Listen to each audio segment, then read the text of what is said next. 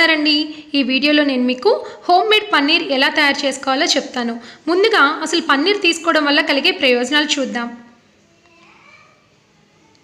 పన్నీర్ని regular డైట్లో చేర్చుకోవడం వల్ల ప్రోటీన్, కాల్షియం పుష్కలంగా అందుతాయి.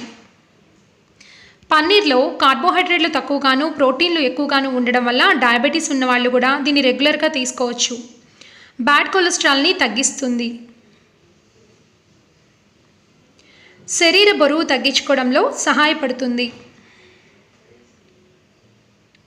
పన్నీర్లో ఫైబర్ కూడా పుష్కలంగా లభిస్తుంది. రెగ్యులర్గా తీసుకోవడం వల్ల మలబద్ధకం తగ్గుతుంది. బ్లడ్ ప్రెషర్ని కంట్రోల్ చేయడంలో తోడ్పడుతుంది. వ్యాధి నిరోధక శక్తిని పెంచుతుంది. మెటబాలిజంని ఇంప్రూవ్ చేస్తుంది.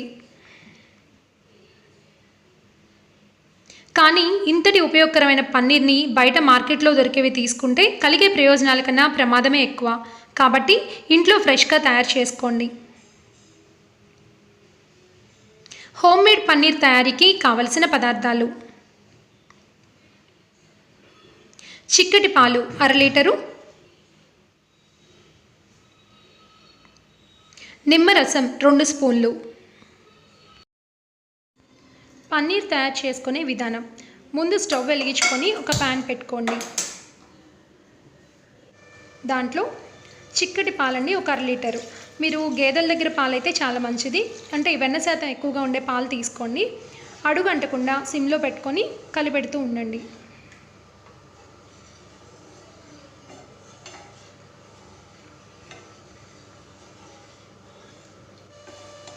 పాలు బాగా చిక్కబడే వరకు కలిపి పెడుతూ ఉండండి.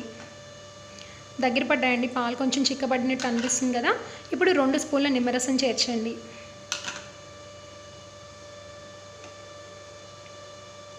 ఇదేమి ఎక్కువ టైం కూడా పట్టదండి, చాలా త్వరగా రెడీ అయిపోతుంది. బయట తీసుకొచ్చే ప్యాకెట్స్ మీరు గమనిస్తే చాలా జిగురుగా పన్నీర్ అస్సలు తీసుకోలేం. ఫ్రెష్ పన్నీర్ అని మనం చెప్పలేం కదా, కాబట్టి ఇంట్లో తయారు చేసుకోవడం మంచిది. ఓకే అండి, చూస్తున్నారు కదా ఆల్రెడీ విరిగిని. ఇప్పుడు ఇంకొక స్పూన్ యాడ్ చేద్దాం నిమ్మరసాన్ని. 1 నిమిషం పాటు దాన్ని కదుపుతూ ఉండండి.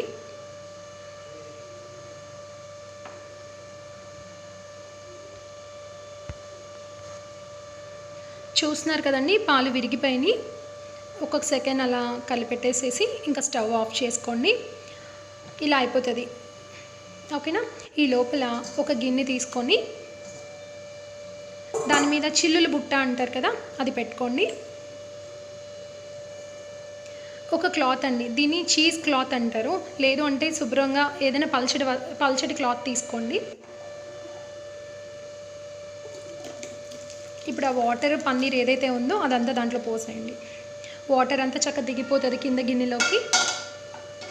తర్వాత ఇందాక నిమ్మరసం పిండాం కదా, పులుపు టేస్ట్ పోవడానికి కొంచెం మామూలు వాటర్ పోద్దాం. దాంట్లో నార్మల్ వాటర్ పోస్తున్నాను, మీకు ఆ పుల్లగా అది అనిపించదు అనమాట. అప్పుడు మీరు ఆన్లైన్లో ట్రై చేయండి. చీజ్ క్లాత్ అనండి, చాలా రోజులు ఉపయోగపడుతుంది మీకు. 200లో అలా వస్తుంది, చాలాసార్లు వాడుకోవచ్చు. ఓకే అండి, చూసారు కదా వాటర్ అంతా దిగిపోయింది. ఇప్పుడు దాన్ని గట్టిగా పిండేసేయండి, వాటర్ అంతా క్లాత్లో వేసి.